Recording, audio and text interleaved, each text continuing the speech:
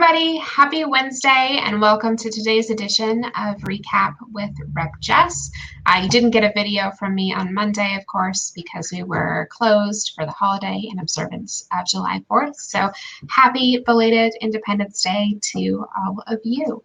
And today's recap is going to focus on a piece of legislation that I am working on around liquor licenses. I've heard, especially from a lot of folks in Southside who live along Carson Street, some concern around the diversity of businesses in the Carson Street Business District corridor.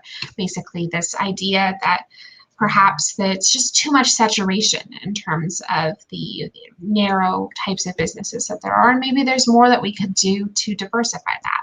And of course, a lot of that work has to happen on the municipal level, so conversations with Councilman Bruce Krause are incredibly important to talk to him about the need to recruit certain types of businesses for Carson Street, and that would be, very much his role. But something that I can do on the state level is that I've introduced legislation that would allow municipalities to have additional local control. And I want to tell you about it a little bit. So my House Bill 1474, which I'm the prime sponsor of, was introduced by myself, a couple other members, including Representative Dan Deasy, who's the chair of the House Liquor Control Committee. And let me tell you about what this bill does. So currently here in Pennsylvania, our liquor code imposes a limit on the number of licenses that may be granted, allowing the retail sale of liquor, etc. However, most Pennsylvania counties, including Allegheny County, have more of these licenses than the quota allows because they've kind of been grandfathered in. And this has caused, I think, a lot of concern. And so my legislation would give municipal authorities the ability to establish maximum liquor license saturation ratios for licensed establishments. So what this would mean is that this would give the city of Pittsburgh, including our council people and our mayor, greater power and control over how many liquor licensees could be present in a particular neighborhood. Though I'll also point out that this could not be applied retroactively, so it would have to be a moving forward situation. Because I've heard these concerns from a number of constituents and community groups in this district about what the impact of having too many liquor establishments in one place has on their quality of life.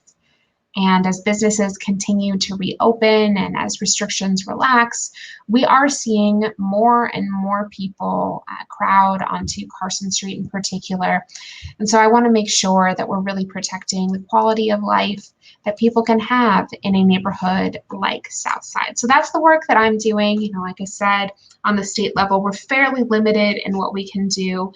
But that's the legislation that I've introduced, which is currently sitting in the Liquor Control Committee, which would give the city of Pittsburgh, including our councilman, Bruce Krause, a little bit more power here.